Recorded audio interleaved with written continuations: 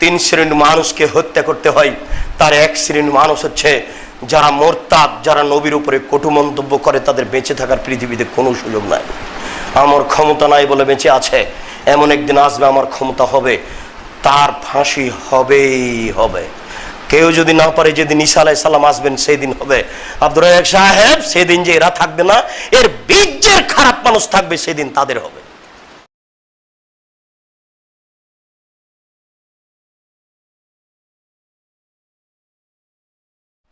আলোচনার মধ্যে একটি গুরুত্বপূর্ণ আলোচনা আজকে পেশ করতে চাই।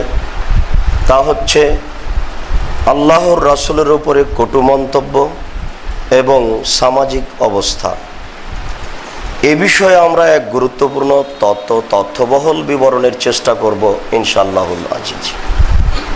এবং এই বিষয়ে আল্লাহ এবং আল্লাহর রাসূল কি বলেছেন তাতে সামান্যতম ফাঁক না রেখে তা আমরা জাতির সামনে পেশ করব ইনশাআল্লাহুল আজিজ। বাকি বিষয়গুলি আমাদের সময় সাপেক্ষে হবে। আমরা এ বিষয়ে আলোচনা করতে গিয়ে প্রারম্ভের আলোচনায় রাখি সামাজিক অবস্থা। দিন যত যাবে সামাজিক অবস্থা তত দুর্বল হবে, এ কথাই ঠিক। দিন যত যাবে মানুষ দিন ধর্ম থেকে তত বেশি সরে যাবে, এ কথাই ঠিক।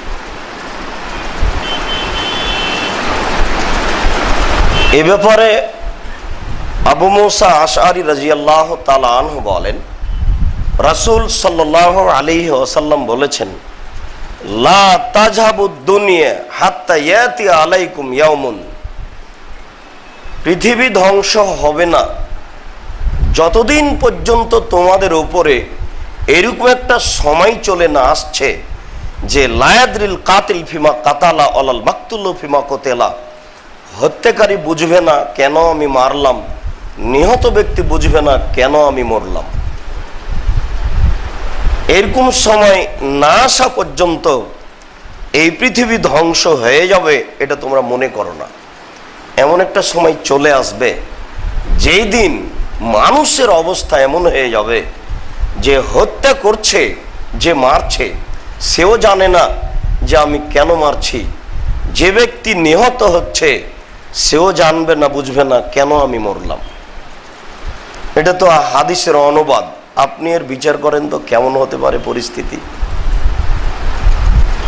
যে মারবে সেই বা কেমন, যে মরবে সেই বা কেমন। আল্লাহ রাসূল তো বললেন উভয়ের কথাই। আবু মুসা আশআরী রাদিয়াল্লাহু তাআলা আনহু বলেন, রাসূল সাল্লাল্লাহু আলাইহি ওয়াসাল্লাম বললেন, ইয়াকতুলুর রাজুলু জারাহু, মানুষ তার প্রতিবেশীকে হত্যা করবে, ওয়া ইবনা আম্মিহি, তার চাচার ছেলেকে হত্যা করবে, ওয়াদা কারাবাতিহি, তার নিজের আত্মীয় স্বজনকে হত্যা করবে, অফি রিওয়ায়াতিন আবাহু, সে তার বাপকে হত্যা করবে। আল্লাহ রাসূল প্রেক্ষাপট পেশ করছেন আপনার সামনে যে সামাজিক অবস্থা কি হতে পারে। কিলা ইয়া রাসূলুল্লাহ লাইসা মানা ওয়াকুলুনা ফি যালিকা জামান, বলেন কি মানুষ তার পিতাকে হত্যা করবে, নিজের আত্মীয় স্বজনকে হত্যা করবে, তাহলে কি সেই সময়ে মানুষের বিবেক থাকবে না? বিবেকের একটা ব্যাপার আছে। মানুষ যে এমন করবে তাহলে কি তাদের বিবেক থাকবে না? এই জিজ্ঞাসার উত্তরে তিনি প্রথমে বললেন লা, না, বিবেক থাকবে না। এরপরে তিনি থামলেন না, তিনি বলছেন তুনজাও আকসার ওকুলিহিম ফি যালিকা জামান, ওই সময় প্রায় মানুষেরই বিবেককে তুলে নেওয়া হবে, মানুষের মানবতাই থাকবে না, প্রায় মানুষেরই বিবেকটাই তুলে নেওয়া হবে। যদি মানুষের বিবেকই না থাকে তাহলে তখন মানুষ পশু। পশু কাকে মারতে হবে এটা জানে না। একটা একটা পশু কার সাথে মিলামিশা করতে হবে এটা জানে না। এটাই হবে মানুষের অবস্থা। একটা গাভীর বাচ্চা বড় হয়ে গেছে, দামড়া বাছুর, যখন বড় হয়ে গেছে তখন তার হিতাহিত জ্ঞান বোধগম্য বোধোদয় থাকবে না যেটা আমার মা। কেন? ও পশু। যদি মানুষের অভিমত না থাকে তাহলে মানুষও তাই হবে। আল্লাহ রাসূল তো বলছেন যে না, ওই সময় প্রায় মানুষের বিবেককে তুলে নেওয়া হবে। এরপরেও তিনি থামেননি, তিনি বলছেন ওয়া ইয়াখলুফুল্লাহু হাওয়াউম মিনান নাস। ওই সময়ে যারা সামাজিক দায়িত্ব পালন করবে তারা হবে বোকা, বুদ্ধিহীন, তার কোনো বুদ্ধি থাকবে না। আল্লাহ রাসূল তো এই কথা বলছেন, আমি অনুবাদক। তিনি বলছেন ওয়া ইয়াখলুফুল্লাহু হাওয়াউম মিনান নাস। সমাজের যারা দায়িত্ব পালন করবে তারা হবে হাওয়াউম মিনান নাস, বোকা, বুদ্ধিহীন, যার বিবেক থাকবে না, তারাই সমাজের দায়িত্ব পালন করবে। আবু হুরায়রা রাদিয়াল্লাহু তাআলা আনহু বলেন, রাসূল সাল্লাল্লাহু আলাইহি ওয়াসাল্লাম বলেছেন, ইয়াতাকারাবুজ জামান, যুগ ঘন ঘন হয়ে যাবে, বছর আস্তে আস্তে শেষ হবে। এই আসলো এই গেল, এই আসলো এই গেল। এই তো কবে দেখলেন 2000, আজ দেখছেন 2013। ঘুম থেকে উঠে দেখি 2013। যখন ঘুমিয়েছিলাম তখন ছিল 2000। আশ্চর্য! আল্লাহ রাসূল এই কথা বলছেন, ওয়াতাকারাবুজ জামান, যুগ ঘন ঘন হয়ে যাবে। ওয়া ইকবাজুল ইলম, মানুষের থেকে বিদ্যা তুলে নেওয়া হবে। ওয়া ইউলকা শুহা, মানুষের উপরে কৃপণতা চাপিয়ে দেওয়া হবে। ওয়া তাজহারুল ফিতান, সমাজে হইচই মারামারি বেশি হয়ে যাবে। ওয়া ইয়াকসুরুল হারাজ, হারাজ বেশি হয়ে যাবে। কিলা ইয়া রাসূলুল্লাহ মাল হারাজ? আল্লাহ রাসূল, হারাজ কি? তখন আল্লাহ রাসূল বললেন আল কাতল, সামাজিক মারামারি। কে কাকে হত্যা করবে তার ঠিক ঠিকানা নেই, মানুষ মানুষকে হত্যা করবে, এটা বেশি হয়ে যাবে।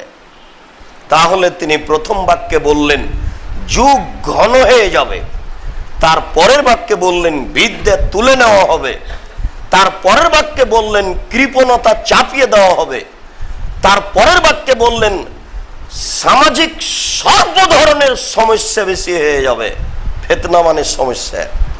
তারপরে তিনি বললেন যে হারাজ বেশি হয়ে যাবে।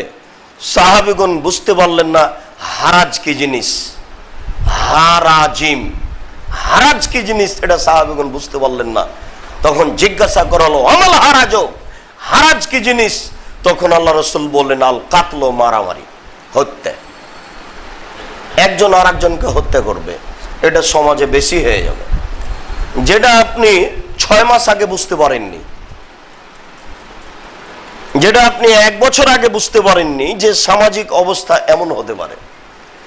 একজন মুসলমানকে মারা যত পাপ, সারা পৃথিবীর মানুষকে মারা তত পাপ, দুটোই সমান।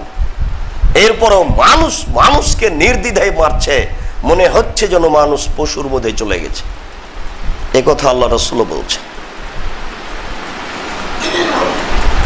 আবু মুসা আশআরী রাদিয়াল্লাহু তাআলা আনহু বলেন, রাসূল সাল্লাল্লাহু আলাইহি ওয়াসাল্লাম বলেছেন যে ইয়াতি আলাইকুম সানাওয়াতুন খাদাতুন, অচিরেই তোমাদের উপরে এমন একটা সময় চলে আসছে যে সময়টা, পুরো সময়টা প্রতারণায় পরিপূর্ণ। মনে হবে সবাই প্রতারক, এমপি, মন্ত্রী, DC, ADC, chairman, member, head মাওলানা, হেডমাস্টার, প্রিন্সিপাল, গ্রাম্য চেয়ারম্যান, গ্রাম্য সর্দার, যে যেখানে আছে সবাই হবে যে প্রতারক। একেবারে পুরো সময়টা প্রতারণায় পরিপূর্ণ, এই কথা আল্লাহ রাসূল বলছেন। তার বাস্তবে তিনি বলছেন যে ইউকাযাবু সাদেকু, ওই সময়ে সত্যবাদীকে মিথ্যাবাদী বলা হবে, ইউসাদ্দাকুল কাযিবু, এবং মিথ্যাবাদীকে সত্যবাদী বলা হবে। সত্যবাদীকে মিথ্যাবাদী বলা হবে আর মিথ্যাবাদীকে সত্যবাদী বলা হবে। ইউতামানুল মুখায়্যানু ওয়া ইউখাওয়ানুল মুতামানু, আমানতদারকে আত্মসাৎকারী বলা হবে আর আত্মসাৎকারীকে আমানতদার বলা হবে। এইভাবে তিনি বলছেন। বলতে বলতে তিনি বলছেন ওয়ায়ান্তাকুর রুআইবেজাত, ওই সময়ে রুআইবেজ যারা, তারা সমাজে কথা বলবে। তখন সাহাবীগণ এই শব্দ বুঝতে পারলেন না। তারা বলছেন আমা হুয়া রুআইবেজাত, রুআইবেজ শব্দ তো বুঝতে পারলাম না আল্লাহ রাসূল। রুআইবেজ ওই সময়ে কথা বলবে মানে এটা তো বুঝতে পারলাম না। তখন আল্লাহ রাসূল বলছেন আর রাজুলু তাফিল আমরিল আম্মা, যারা জনসাধারণের নেতৃত্ব দিবে তারা হবে একেবারে ইতর শ্রেণীর, নিম্ন শ্রেণীর মানুষ। কয়েকদিন আগে বিলের ধারে গামছা পরে খালি পায়ে ছাগল চড়াতো, ওরাই দিবে সমাজের নেতৃত্ব। এ হলো আর রাজুলুর তাফে। আর তাফে একটা আরবি শব্দ, সর্ব ধরনের অপছন্দ কথা ও কর্ম যার ভিতরে থাকে সে হলো তাফে। তিনি বলছেন যে আর রাজুলু তাফে একুনু লিআমরিল আম্মা, সাধারণ জনগণের নেতৃত্ব দিবে ইতর শ্রেণীর মানুষ, নিম্ন শ্রেণীর মানুষ। সব হাদিসগুলি এমনিতে হাদিস গ্রন্থে আছে। জুমার খুতবা শেষে বাহিরে গিয়ে একটা বই দেখতে হবে, আপনার মরণ একদিন আসবেই, ওতে পৃথিবী ধ্বংসের পূর্ব লক্ষণে এই হাদিসগুলি দেওয়া আছে। অনেক আছে, তার কয়েকটা আপনার সামনে পেশ করছি। সমাজের যারা কথা বলবে তারা হবে এও, এটা হচ্ছে সামাজিক অবস্থা।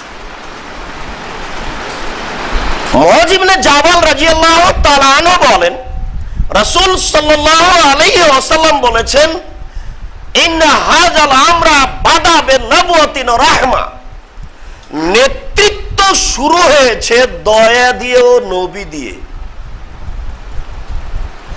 আগের মানুষ পশু ছিল, কিছু বুঝতো না।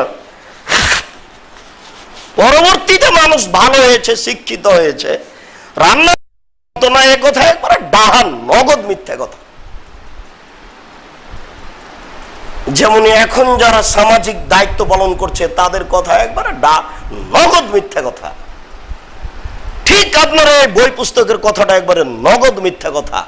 আল্লাহর নবী বলছেন যে পৃথিবীর নেতৃত্ব শুরু হয়েছে নবী দিয়ে ও দয়া দিয়ে। আর নবী হচ্ছেন পৃথিবীতে সবচেয়ে বড় শিক্ষিত ভদ্র মানুষ। আর আদম আলাইহিস সালাম দিয়ে যেহেতু পৃথিবী শুরু হয়েছে, আর আদম আলাইহিস সালামের বিষয়টি এমন যে পৃথিবীর প্রত্যেকটা জিনিস কি কাজে লাগবে এবং তার নাম কি তিনি তা জানতেন। আল্লাহ তাকে সবকিছু শিখিয়ে দেওয়ার পরে পেশ করলেন ফেরেশতাদের সামনে। ফেরেশতাদেরকে বললেন, বলো তো জিবরাইল এটা কি? তো জিবরাইল বলছেন যে আমরা তো এটা জানি না, আপনি যা বলে দিয়েছেন সেটাই তো জানি, তার চেয়ে তো বেশি জানি না। আদম বলো তো তুমি এটা কি? তা আদম একবারে টপ টপ টপ টপ করে যা জিজ্ঞাসা করলেন তা বলতে থাকলেন। তার মানে আদমকে আগে সবকিছু শিখিয়ে দেওয়া হয়েছে। এটা মা শব্দ আছে, মানে যা কিছু পৃথিবীতে যা কিছু আছে ছিল হবে সব কিছুর জ্ঞান আদম আলাইহিস সালামের ছিল। আদম আলাইহিস সালাম পৃথিবীতে একজন ব্যতিক্রম মানুষ, তিনি সবচেয়ে বড় শিক্ষিত মানুষ। তার চেয়ে বড় শিক্ষিত মানুষ পৃথিবীতে কিয়ামত পর্যন্ত হবে না। আদম, আমাদের নবী মুহাম্মদ সাল্লাল্লাহু আলাইহি ওয়াসাল্লাম অত জানতেন না, তবে তার মান ভিন্ন।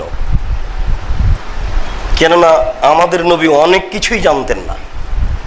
তিনি মদিনে আসলেন, এসে বললেন কি ব্যাপার, তোমরা ওই পুরুষ খেজুরের ওই এগুলো গোছাগুলি কেটে কেটে ওই মাদি খেজুরের গাছে লাগাও কেন? আল্লাহ রাসূল, এতে ফল ভালো হয়, খেজুর ভালো হয়। ও আচ্ছা, এটা না লাগালেও তো হয়, এটা যেন কেমন লাগে। সাহাবীগণ লাগালেন না। আচ্ছা ঠিক আছে, পরের বছরে দেখা গেল অনেক খেজুর কম। তখন অভিযোগ করলেন সাহাবীগণ আল্লাহ রাসূল ঘটনায়, ও আচ্ছা আচ্ছা, তোমরা দুনিয়াবি ব্যাপারে ভালো বুঝো, তোমরা যেটা করছিলে করো, দিনের ব্যাপারে আমি যদি কিছু বলি সেটা চূড়ান্ত।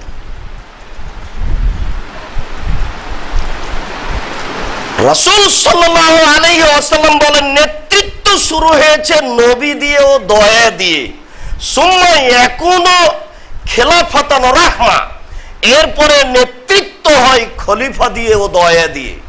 প্রত্যেক নবী যখন চলে গেছেন, তার স্থলাভিষিক্ত স্বাভাবিক মানুষ যারা, তারা নেতৃত্ব দিয়েছেন, তবে কারো নেতৃত্ব আল্লাহর দয়া ছাড়া চলেনি। এই দুইটি বাক্যের পরে তৃতীয় বাক্যে আল্লাহ রাসূল বলছেন, সুম্মা ইয়াকুনু মুলকান আজুজান, এরপরে ক্ষমতা হবে জোর যার মুল্লুক তার। এখনো কথা শেষ হয়নি। সুম্মা ইয়াকুনু মুলকান আজুজান, তারপরে নেতৃত্ব হবে জোর যার মুল্লুক তার। এরপরে তিনি বলছেন, সুম্মা ইয়াকুনু জাবরিয়াতান ওয়া উতুওয়ান ওয়া ফাসাদান ফিল আরজি, এরপরে মানুষ নেতা হবে জাবরিয়াতান, জোর করে, উতুওয়ান যে কোনো অন্যায় করে, ফাসাদান ফিল আরজি মানুষ মেরে হত্যা করে জবে করে যে কোনো মূল্যে। তিনটে শব্দের যে কোনো একটা শব্দ আল্লাহ রাসূল বললেই যথেষ্ট ছিল। তিনটের যে কোনো একটা শব্দ যে কোনো পরিস্থিতি, মন্দ পরিস্থিতিকে বোঝায়। তবে তিনি প্রথম শব্দ বললেন, মানুষ নেতা হবে জাবরিয়াতান, হতেই হবে জোর করে। তারপরের শব্দটা বললেন ওতুয়ান, সীমা লঙ্ঘন করে, এগুলো ফেরাউনের চরিত্র, ওতুয়ান হবেই। তারপরে তিনি বললেন ফাসাদান ফিল আরজি, এই 50 লক্ষ টাকা থাকলে অমুক অমুককে মারতে হবে, এই 2 কোটি টাকা থাকলে অমুক অমুককে নিয়ে আসতে হবে, এর নাম হলো ফাসাদান ফিল আরজি। সমাজে বিপর্যয় সৃষ্টি করে এইভাবে মানুষ নেতা হবে, এই কথা আল্লাহ রাসূল বলছে। আপনাকে সামাজিক অবস্থা পেশ করছি আল্লাহ রাসূলের পক্ষ থেকে। এরপরে আল্লাহ রাসূল এইসব মানুষের একটা চরিত্র উল্লেখ করছেন। তিনি বলছেন, ওয়াস্তাহিলুল হারিরা, এইসব চরিত্রের লোকেরা রেশমি কাপড়কে বৈধ মনে করবে। 1, 2 অল ফরুজা, এরা জেনাকে বৈধ মনে করবে। 3 অল খমরা, এরা নেশাদার দ্রব্যকে বৈধ মনে করবে। 4 ওয়ুর জাকুনা, এরা দেনান দিন ধনী হয়ে যাবে। 5 ওয়াইন সারুনা আলা জালিক, যে কোনো অন্যায়ের জন্য সহযোগিতা পাবে। আল্লাহ রাসূল বলছেন 5টা। আপনাকে আবার আমি সিরিয়াল পেশ করছি আপনার বুঝের জন্য, নইলে ক্যাসেটটা চালু করে আপনি বারবার বিষয়গুলি দেখে নেন। রাসূল সাল্লাল্লাহু আলাইহি সাল্লাম বলেন, নেতৃত্ব শুরু হয়েছে নবী দিয়ে ও দয়া দিয়ে, তারপরে নেতৃত্ব হয় খলিফা দিয়ে দয়া দিয়ে, তারপর নেতৃত্ব হবে জোর যার মুল্লুক তার, তারপরে নেতৃত্ব হবে যে কোনো মূল্যে সীমালঙ্ঘন করে সামাজিকভাবে বিপর্যয় সৃষ্টি করে। 3টে শব্দ একসাথে উল্লেখ করেছেন শেষের বারে। 3টি শব্দ একসাথে উল্লেখ করার পরে তিনি বলছেন তাদের চরিত্র কি হবে। তাদের চরিত্রে 1 নম্বরে তিনি বলেছেন ইস্তাহিলুনাল হারিরা, তাদের বাড়িতে দেখবেন যে বিছানার উপরে চাদর দেওয়া আছে, মখমল জাতীয় চাদর। যান এখনো দেখেন,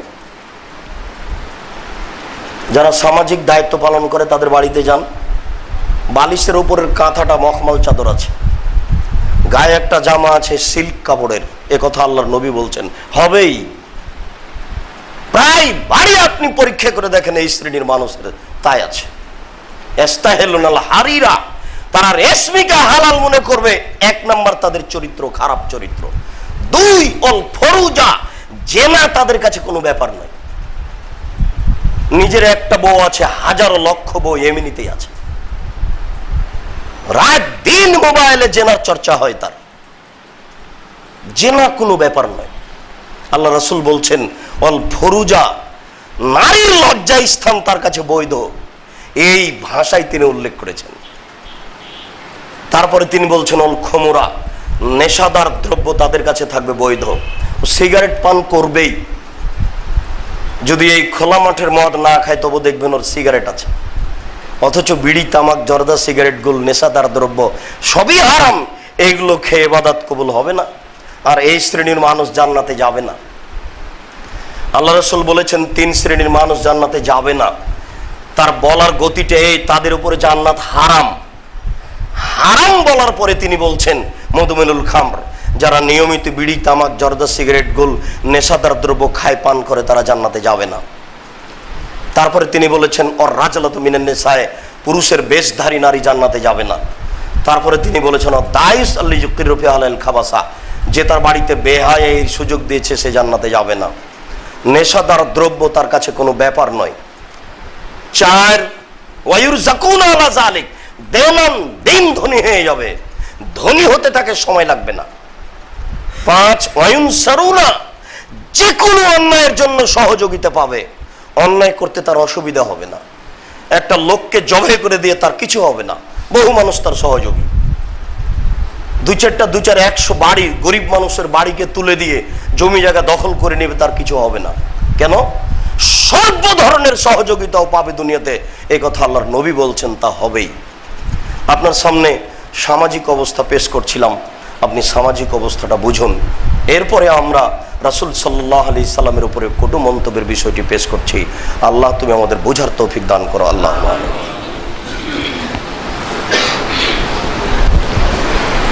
আলহামদুলিল্লাহ ওয়াহদা ওয়াসসালাতু ওয়াসসালামু আলা মান লা নাবিয়্যা বাদা।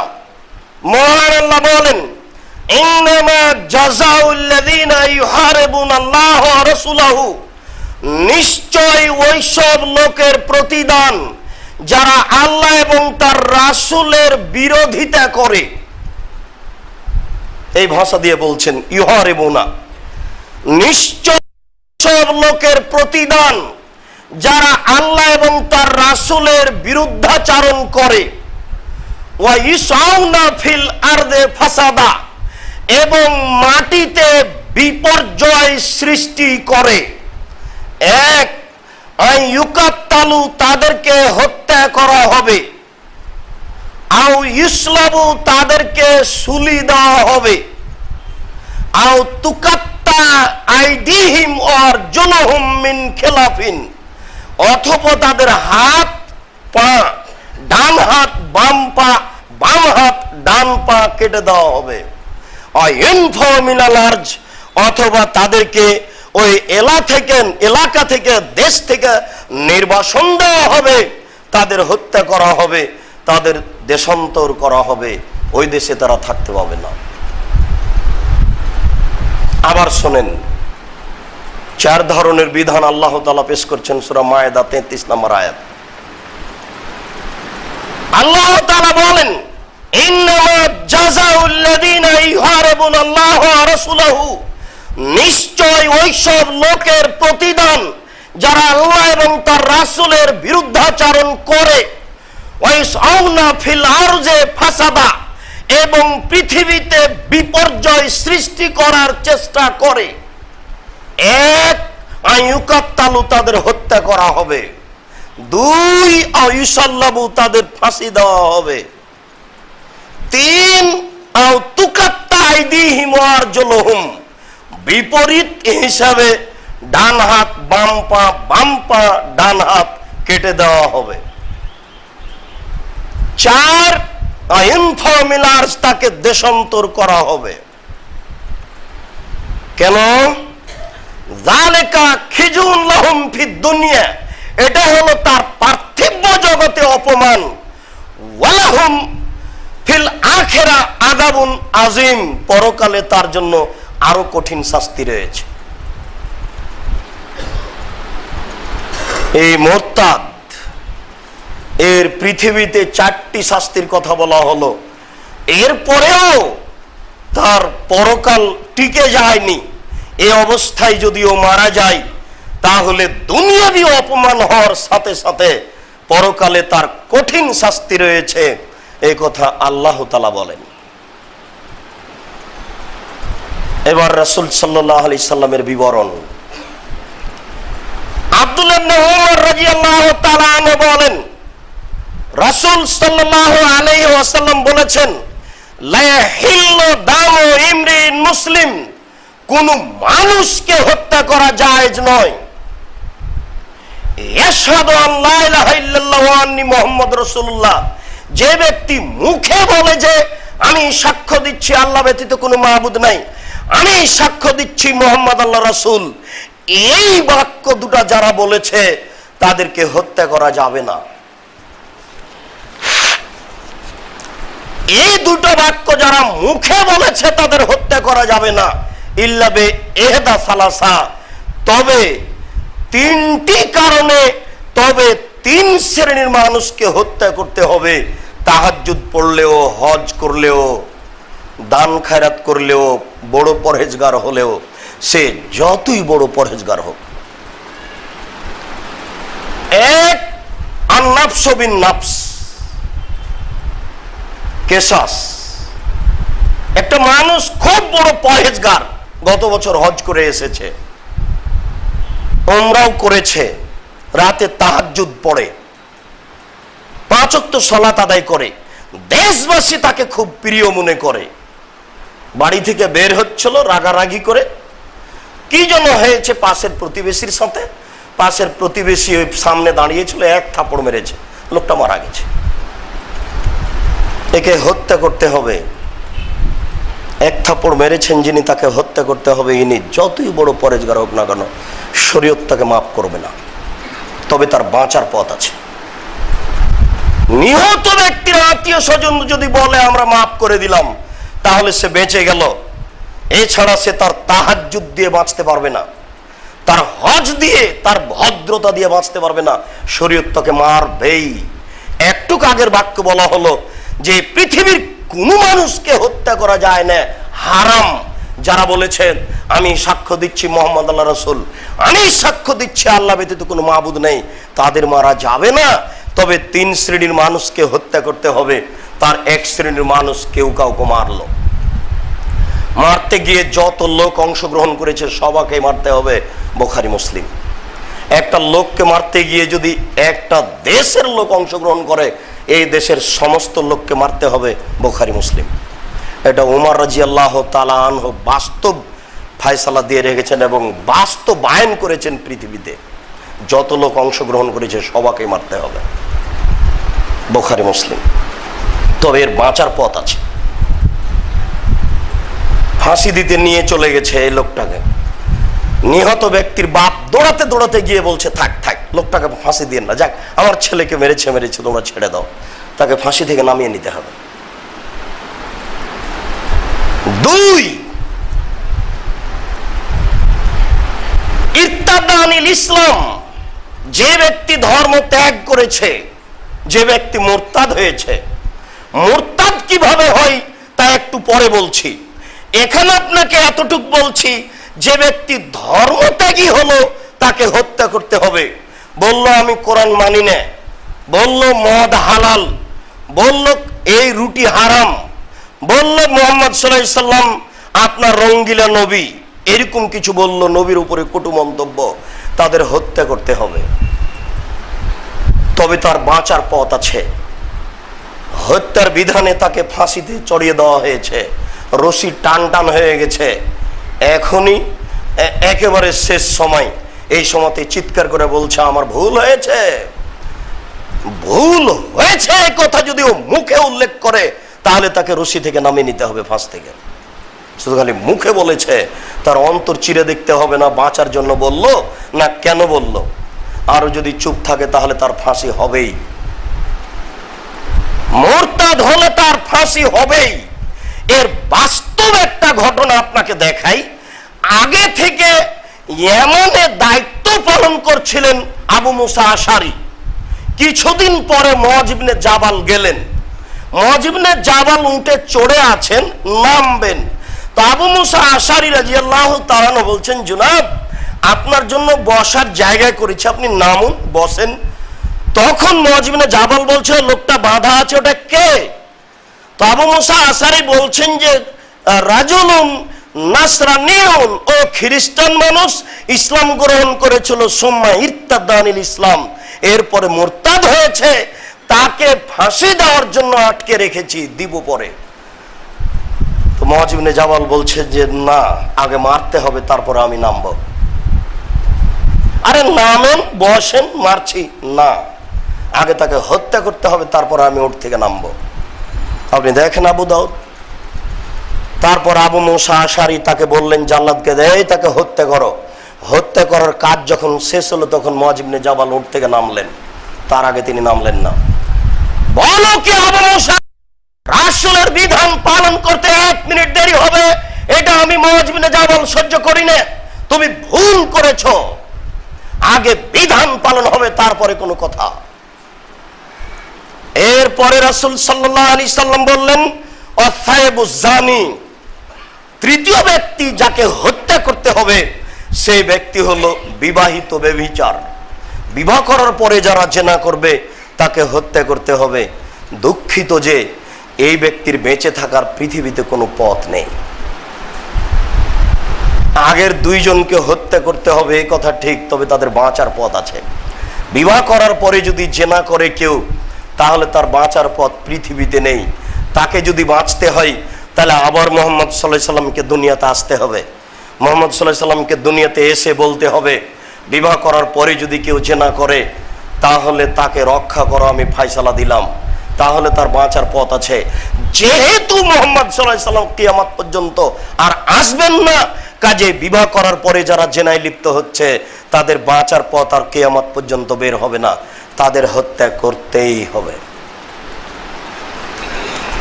কথা প্রকাশ পেল না, আপনি তওবা করেন, পাপ ক্ষমা হবে, সেটা ভিন্ন কথা। তবে আপনি বিশ্বাস করুন, অন্তত আপনার পৃথিবীতে বেঁচে থাকার পথ নেই, সুযোগ হারিয়ে গেছে। আপনি মানুষ হিসেবে 2-1 ঘন্টা পৃথিবীতে থাকবেন, এই সুযোগ নেই, এই সুযোগ হারিয়ে গেছে। এটা আল্লাহর বিধান, এটা নবীর বিধান, এটা ল, এটা আপনাকে মেনে চলতে হবে, এটাই শরীয়ত।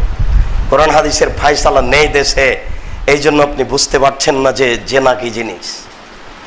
এই জন্যই ঘরে ঘরে বাড়িতে বাড়িতে যেখানে সেখানে খোলা মাঠে জেনা হচ্ছে। এটা কত কঠিন ইসলামের দৃষ্টিতে আপনাকে আমি কি দিয়ে বুঝাই। 3 শ্রেণীর মানুষকে হত্যা করতে হবে, কিন্তু এ বাঁচার সুযোগ পাচ্ছে না। আব্দুল্লাহ ইবনে আব্বাস রাদিয়াল্লাহু তাআলা আনহু বলেন, আন্না মা কানাত লাহু উম্মু ওয়ালাদিন, একজন ব্যক্তি তার ছিল দাসী, একজন ব্যক্তি তার ছিল দাসী। তাসতামুন নবী সাল্লাল্লাহু আলাইহি সাল্লাম তাকাউ ফিহি, সেই দাসী নবীকে গালি দিত এবং নবীকে যা ইচ্ছে তাই বলতো। ফাকালা ইয়া রাসূলুল্লাহ আনা সাহেবুহা, হে আল্লাহর রাসূল, ওই দাসী হচ্ছে আমার। একজন সাহাবী অন্ধ ব্যক্তি বলছেন, আল্লাহর রাসূল, ওই দাসী হচ্ছে আমার, যে তাসতেমুকা, আপনাকে গালি দেয়, ও তাকাও ফিকা, আর আপনার ব্যাপারে যা ইচ্ছে তাই বলে। আল্লাহর নবী আনহাহা ফালা তানতাহি, আমি তাকে নিষেধ করি, সে শোনে না। আজ যাও ধমকায়, ফালা তানজাজিরুহা, সে ধমককে কিছু মনে করে না। ফালাম্মা কানাত লাইলাতুল বারিহা, এইভাবে বিগত রাতের কথা আপনাকে বলি, সে বিগত রাতে, গত রাতে তাসতেমুকা আপনাকে গালি দিচ্ছিল। ফাখাস্ত মেওয়ালান, আমি একটা কুদাল নিলাম, মেওয়াল কুদাল, আমি একটা কুদাল নিলাম। ওয়াজাতু আলা বাতনিহা, কুদাল আমি তার পেটের উপরে মারলাম। ওয়াত্তাকাতু আলাইহা, এরপরে আমি কুদালের উপরে চড়ে বসলাম যাতে করে ওর পেটের নিচ দিক চলে যায়। তারপর আমি তাকে হত্যা করে আপনার কাছে আসলাম। আল্লাহ রাসূল বলছেন, ঠিক করেছ, ইশহাদু লাইসা লাহু দামুন আয় দামুহু হাদরুন, ঠিক করেছ, তার রক্তের প্রতিশোধ নেই। তাকে হত্যা করেছ, ঠিক করেছ, তার রক্তের প্রতিশোধ নেই, তার রক্তের প্রতিশোধ নেওয়া হবে না। কানা একুলো, লোকটা এই কথা বলার পূর্বে বলছে, ওয়ালিয়া মিনহা ইবনানে, তার পক্ষ থেকে আমার দুইটি ছেলে রয়েছে।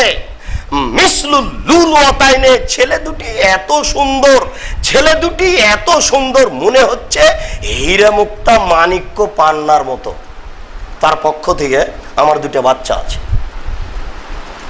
ওয়ালি ফিহা রাফকা, ওকে আমি খুব ভালোবাসি, ওকে আমি খুব ভালোবাসি, ওকে আমি খুব ভালোবাসি। তার পক্ষ থেকে আমার দুটো বাচ্চা আছে। রাতে আপনাকে গালি দিচ্ছিল, কুদাল দিয়ে মেরে রেখে এসেছি। আপনাকে আমি এখানে একটা কথা বলে রাখি, আপনি জাতীয় পার্টি করেন তাতে কি হবে, আপনি বিএনপি করেন তাতে কি হবে, আপনি আওয়ামী লীগ করেন তাতে কি হবে? আপনি কি কারো কাছে মাথা বিক্রি করেছেন? আপনি কি কারো কাছে ইমান বিক্রি করেছেন? আপনি কি এদেশের ঘর জামাই যে কিছু বললে বউ গালি দিবে? ঘর জামাই থাকেন নাকি দেশে?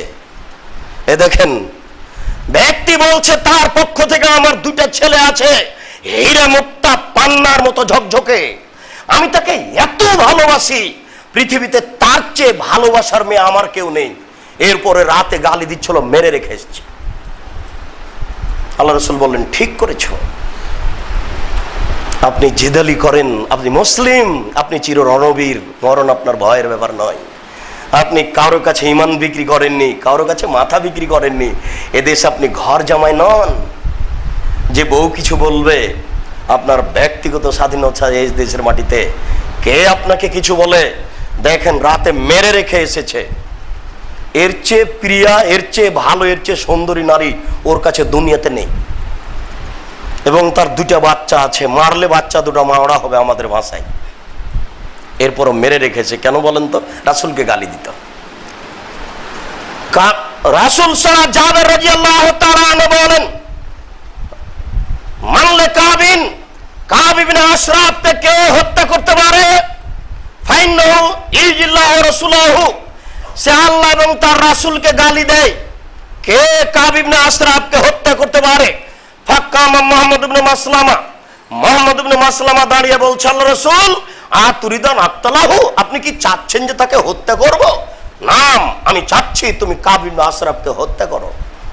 মুহাম্মদ ইবনে মাসলামা বলছেন, আচ্ছা ঠিক আছে, আজালানা আকুলা শায়ান, কিছু মিথ্যা কথা বলার অনুমতি দেন, কিভাবে করা লাগে তা আমি করব। আল্লাহ রাসূল বলেন, কুল, তোমার যা ইচ্ছা সত্য মিথ্যা তুমি বলো, তবে কাব ইবনে আশরাফকে হত্যা করতে হবে। ফাতাহু মুহাম্মদ ইবনে মাসলামা ইলা কাব ইবনে আশরাফ, কাব ইবনে আশরাফের কাছে মুহাম্মদ ইবনে মাসলামা এসে বলছেন যে কি করি, ইন্নার রাজুলা ইয়াসআলানি সাদাকা, এই তো মুহাম্মদ আমাদের কাছে দান খায়রাত চাই, ওয়া আনা না, আর আমাদের অনেক কষ্ট দেয়। কি করি, আপনার কাছে কিছু পয়সা পাতি কর্জ নিতে এসেছি। তখন কাব ইবনে আশরাফ বলছে, শোনো, লা তামাল্লান্নাহু, আরো তোমাদের বিরক্ত করবে। তখন মুহাম্মদ ইবনে মাসলামা বলছেন, ইত্তাবানাহু, আমরা মুহাম্মদকে মেনে নিয়েছি। নানজরা, দেখি শেষ পরিণতি কি কি হয়, এর পূর্ব পর্যন্ত ছাড়তে পারছি না, দেখি তার শেষ পর্যন্ত কি হয়। তবে ফাতুসলেনা অসাকান ওয়াসাকায়নে, আপনি 1 সা অথবা 2 সা আমাদেরকে গম কর্জ দেন, আমরা খুব বড় বিপদে। তখন কাব ইবনে আশরাফ বলছে যে ফার হেনুনি শায়ান, তাহলে তোমরা আমার কাছে কিছু বন্দুক নিশ্চয়তার জন্য কিছু রাখো, ওই গম দিয়ে এই জিনিসটা নিয়ে যাওয়া, যাকে বন্দুক বলে, নিশ্চয়তার জন্য কিছু রেখে যাও। তখন মুহাম্মদ ইবনে মাসলামা বলছেন, আইয়ুশাইন তুরিদ, কি জিনিস চাচ্ছেন বলেন। তখন ও বলছে যে নেসাকুম, তোমাদের মেয়েদেরকে আমার কাছে রেখে যাও। তখন কাব ইবনে আশরাফ বলছেন, আনতা আজমালুল আরব, হায় হায়, আপনি আরবের সবচেয়ে সুন্দর ভদ্র নম্র মানুষ, আমাদের মেয়েরা আপনার কাছে এসে আপনার মানের হানি হবে, বলেন কি? তখন বলছে, ঠিক আছে, তাহলে আবনাকুম, তোমাদের ছেলেদেরকে আমার কাছে রাখো। তখন মুহাম্মদ ইবনে মাসলামা বলছেন যে আমাদের ছেলেরাকে আপনার বাড়িতে রাখবো 1 কেজি 2 কেজি গমের বিনিময়ে। লোকে বলবে, এই রোহেনা আনতা, তোমাকে রাখা হয়েছে 1 কেজি গমের বিনিময়ে, তোমার আর কি দাম আছে? ও আলাইনা আরুন, এটা আমাদের জন্য নিন্দে। তখনও বলছে আল্লাহ, আচ্ছা ঠিক আছে, অস্ত্রপাতি রেখে যাও। কিছু অস্ত্রপাতি রেখে গম নিয়ে যাওয়ার চুক্তি হলো। এরপরে পরের দিন রাতে সন্ধ্যার পরে মোহাম্মদ ইবনে মাসলামা আর দুইজন লোককে নিয়ে আসলো। এসে ঢুকেই বলছে যে হায় হায়, আজকে কি আতর মেখেছেন, খুব দামি আতর মনে হচ্ছে। তখন কাব ইবনে আশরাফ বলছে, হ্যাঁ তুমি তো জানো আমি দামি আতর ব্যবহার করি, বুখারীর এগুলো হাদিস। আমি একটু নাক লাগিয়ে সঙ্গে দেখতে পারি? হ্যাঁ তুমি সঙ্গে দেখো। আমি নাক লাগিয়ে সঙ্গে দেখলাম।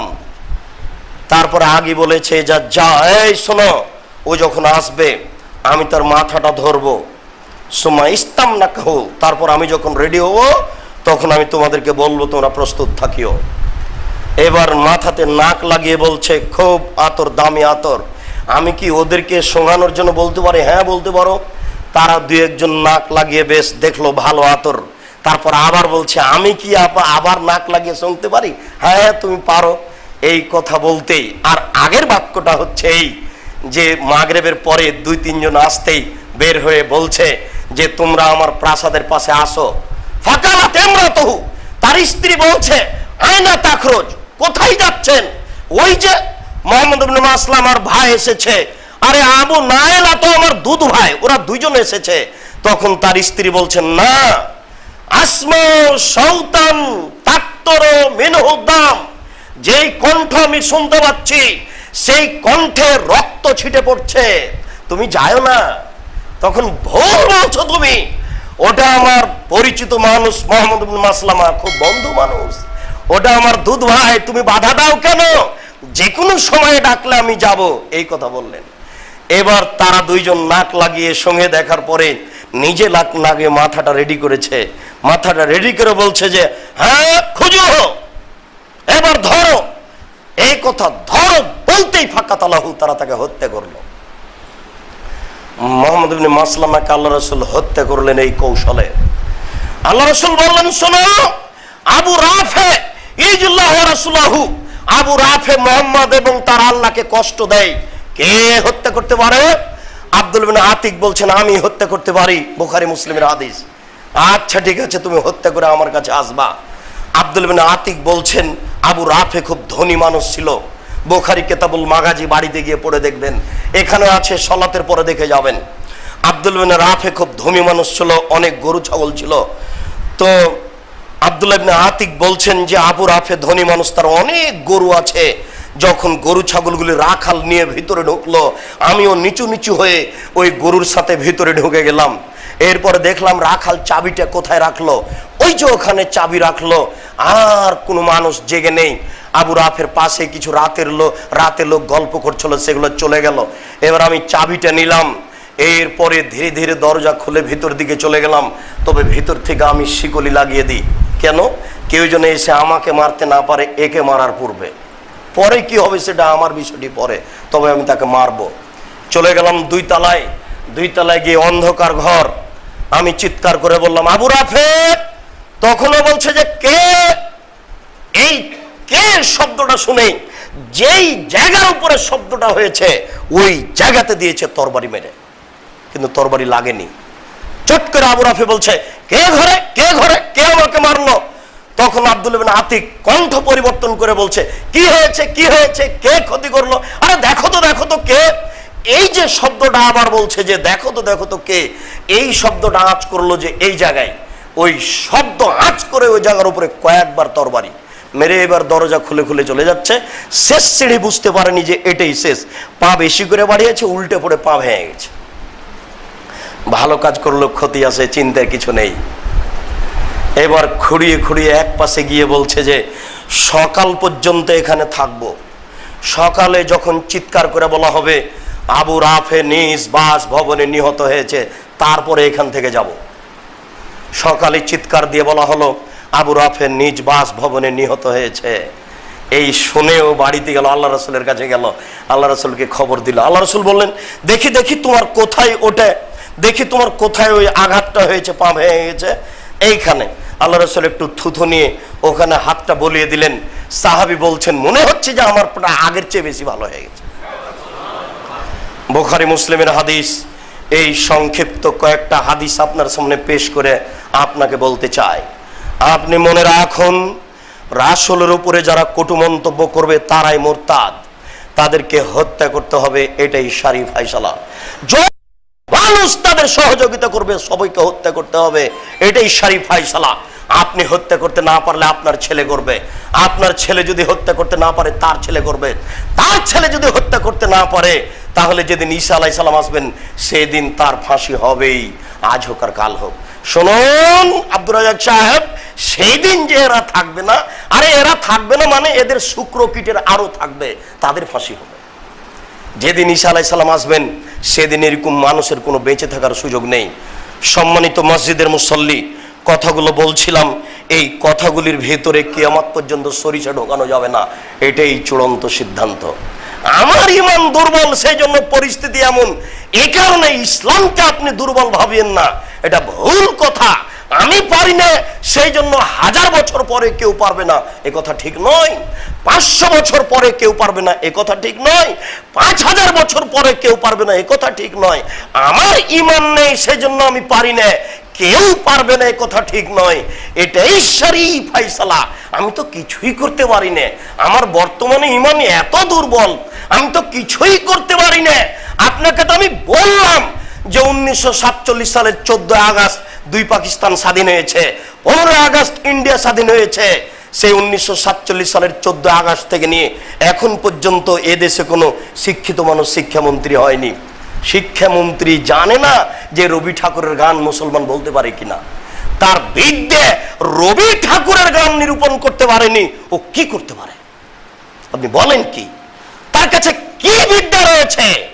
কোন মুসলমানের গান নেই, রবি ঠাকুরের গান, ইন্ডিয়ার হিন্দু মানুষের গান।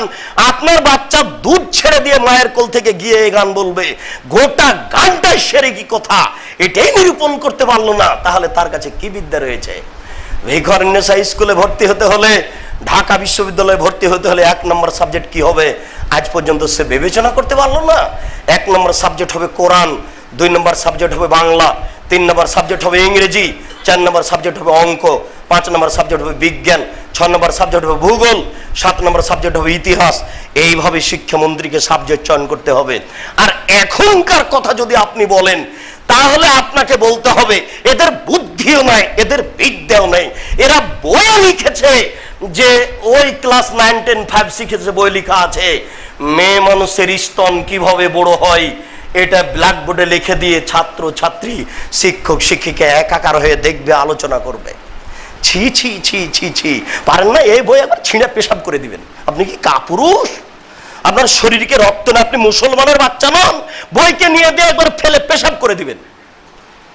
যুবক কিভাবে বড় হয়ে এটা ব্ল্যাকবোর্ডে দেখাতে হবে মানে? আশ্চর্য! 9, 10 বইয়ে লেখা আছে পৃথিবীর মানুষ আল্লাহর সন্তান। আশ্চর্য! 9, 10 বইয়ে লেখা আছে যে আপনার হিন্দু জবাই করলেও খেতে হবে, মুসলমানের জবাই করলেও খেতে হবে। আপনি বিশ্বাস করুন ইসলাম কোন ধর্মের 5 পয়সা দাম দেয় না। আপনি বিশ্বাস করুন ইসলাম ধর্ম কোন ধর্মের 5 পয়সা দাম দেয় না। আপনি বিশ্বাস করুন ইসলাম ধর্ম কোন ধর্মের 5 পয়সা দাম দেয় না। আল্লাহ তাআলা বলছেন, হুয়াল্লাযী আরসালা রাসূলাহু বিল হুদা ওয়া দীনিল হক লিইয়ুযহিরাহু আলা দ্বীনি কুল্লিহি। মুহাম্মদকে পাঠানো হয়েছে সারা পৃথিবীতে যত দিন রয়েছে সব দিনকে বাতিল করে, সব দিনে লাঠি মেরে শুধু ইসলাম দিনকে বাস্তবায়ন করতে হবে। এই জন্য আল্লাহর নবীকে পাঠানো হয়েছে। আমি পারি না, এই জন্য 5000 বছর পরে কেউ পারবে না। আপনাকে কে বলেছে 5000 বছর পরে কেউ পারবে না? এই কথা কে বলল? 1000 বছর পরে কেউ পারবে না, এটা কে বলল? এসব বই দেওয়া হয় ক্লাসে, আর আপনি বলতে চাচ্ছেন তারা শিক্ষিত মানুষ? জি না, আপনার বলাটাই হচ্ছে অশিক্ষার প্রমাণ। অতএব এই জাতির কাছে কল্যাণ আছে এ কথা আপনি মনে করিয়েন না। আপনি মুসলিম হিসাবে আপনার দরবারে আজকের জন্য শেষ বাক্য বলে গেলাম। আপনার বয়স 80 হলে কি হবে? আপনার স্ত্রী বন্ধাতাতে কি আছে? আপনার বয়স 80 হলে কি হবে? আপনার স্ত্রী বন্ধাতাতে কি আছে? আজকে রাতে আল্লাহর দরবারে বলতে হবে, আল্লাহ এই বয়সে বন্ধা স্ত্রীর মাধ্যমে তুমি এমন একটা ছেলে দান করো, যেই ছেলে এমন বিদ্যা অর্জন করবে যার বিদ্যার সামনে পৃথিবীর কোনো বিদ্যা টিকবে না, যার সাহস হবে এমন জেল সুলি ফাঁসির 5 পয়সা দাম দিবে না, যেই ছেলে এই ধরনের যত কুসংস্কার রয়েছে তাকে যে কোনো মূল্যে বিদায় করবে। এরকম ছেলে আল্লাহর কাছে চান, সেই দিনের পড়াটা আপনি ভুলে গেলেন? ওইরকম ছেলে চান, যদিও তার গতি এটা ছিল না। দুরন্ত ডানপিট আবুল কাসেম ফজলুল হকের বাপ বলছে, এই তোমার এই ছেলেকে কুমিরে খাবে। কেন? সকাল 8টায় নদীতে নামে, 2টায় 3টায় উঠে পাশে কুমির ভাসছে। তখন মায়ে বলছে, কি কুলক্ষণে কথা বলেন, আমার ছেলে বেঁচে থাকলে দেশ থেকে কুমির তাড়াবে। এই দেশে যত কুসংস্কার রয়েছে আপনার ছেলেকে বিদায় করতে হবে, এই কথা আপনি প্রস্তুতি নেন। আমি হিন্দুর বাচ্চা নই, আমি হিন্দুর ঘরে জন্ম নিনি, আমি পহিলা বৈশাখ মানতে পারি না, আমি পহিলা বৈশাখকে কবর দিতে জন্ম নিয়েছি। এরকম ছেলে আপনি একটা আল্লাহর কাছে চাইতে পারেন না? আল্লাহর কি অভাব পড়েছে? আপনি চান না? আমি তো মুসলমানের ঘরে জন্ম নিয়েছি, আমার রক্ত মুসলমান, আমার গোশত মুসলমান, আমার মেজাজ মুসলমান। আমি পহিলা বৈশাখে 2000 টাকা দিয়ে ইলিশ কিনে পান্তা ভাত নিয়ে গিয়ে পাকুড় গাছের নিচে খাবো? কি খাবো কেন? আমি কি হিন্দু? আমি কি হিন্দুর ঘরে জন্ম নিয়েছি? আমি কি ইহুদির বাচ্চা? আমি কি খ্রিস্টানের বাচ্চা? আমি 31st নাইট মানবো না? ওটা হচ্ছে ঢাকায় জেনার রাইট, ওটা চিটাগাঙ্গের জেনার রাইট। সারা বিশ্বের বড় বড় শহরে ইংরেজি বছরের প্রথম দিবস হচ্ছে জেনার রাইট। আমি মুসলিম চিরনবীর মরণকে করি না ভয়, আমি একে কবর দিতে এসেছি। যুবক, তোমার শরীরে পুজ আছে, পুজ বের করে দাও। যুবক, হ্যাঁ মুসলিম যুবক, তোমার শরীরে পুজ আছে, পুজ বের করে দাও। রক্ত তুমি ফিরিয়ে নিয়ে আসো। আবার তোমার ভুল সিদ্ধান্ত, পৃথিবীতে সবচেয়ে ন্যাক্কারজনক, নোংরা, জঘন্য, বর্বর, অসভ্য এই ভোট পদ্ধতি, একে লাথি মেরে তুমি একটা সুন্দর পরিবেশ গড়িয়ে তুলো। আমি তোমাকে বহুবার বলেছি, এই নীতিকে কবর দিতেই হবে যে কোনো মূল্যে। তুমি জানো না যে এই তোমার এলাকার একটা ছেলে খুব সুন্দর, খুব ভদ্র, খুব নম্র, খুব বড় ব্রেনিয়ান, লন্ডন থেকে পড়ে এসেছে। তুমি এই ছেলেকে ঢাকা বিশ্ববিদ্যালয়ের শিক্ষক করতে পারবা না। কেন? এই ছেলে এখন প্রতিপক্ষ দলের, বর্তমান দলের নয়। তুমি কোনো মতে এই ছেলেকে শিক্ষক করতে পারবে না। শিক্ষক হবে ওইটা যেটা চোর, যেটা চোরটা, যেটা বদ। অতএব তুমি গতিতে ফিরে আসো। এই জাতির ফাঁসি হবেই, আজ হোক আর কাল হোক। এই শ্রেণীর মানুষের ফাঁসি হবেই, আজ হোক আর কাল হোক। আপনি বিশ্বাস করুন, 3 শ্রেণীর মানুষকে হত্যা করতে হয়। তার এক শ্রেণীর মানুষ হচ্ছে যারা মোরতাদ, যারা নবীর উপরে কটু মন্তব্য করে। তাদের বেঁচে থাকার পৃথিবীতে কোনো সুযোগ নাই। আমার ক্ষমতা নাই বলে বেঁচে আছে, এমন একদিন আসবে আমার ক্ষমতা হবে, তার ফাঁসি হবেই হবে। কেউ যদি না পারে, যেদিন ঈসা আলাইহিস সালাম আসবেন সেই দিন হবে। আব্দুর রাজ্জাক সাহেব, সেদিন যে এরা থাকবে না, এর বীর্যের খারাপ মানুষ থাকবে, সেদিন তাদের হবে। আল্লাহ, তুমি আমাদের এই ব্যবস্থা করো। আল্লাহুম্মা আমিন। তুমি পারো, তুমি সর্বশক্তিমান। শেষে আমাদের অসহায় অবস্থা পেশ করে তোমার দরবারে বলি, আমাদের দাবির অভাব নেই, আমাদের আন্তরিকতার অভাব নেই।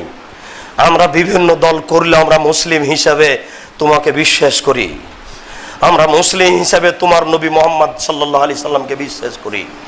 আমরা মুসলিম হিসাবে বিশ্বাস রেখে তোমার দরবারে আন্তরিকভাবে বলতে চাই, তুমি আমাদের ছেলেকে এইভাবে গড়ে তুলো যারা এইসব কুসংস্কারকে বন্ধ করতে পারবে। আল্লাহুম্মা আমিন।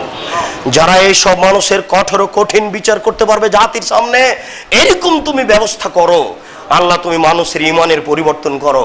যারা দায়িত্ব পালন করছে তাদেরকে সরাতে হবে, এটা আমরা চাই না। তুমি সর্বশক্তিমান, তুমি সব পারো। যারা দায়িত্ব পালন করছে তাদের অন্তরটা তুমি পরিবর্তন করে দাও।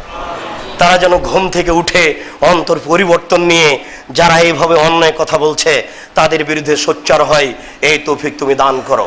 এই দাবি, এই দোয়া তোমার দরবারে রেখে আজকের সংক্ষিপ্ত দুয়ার খুতবা এখানে, জুমার খুতবা এখানে শেষ করলাম। সাল্লাল্লাহু আলাইহি ওয়াসাল্লাম।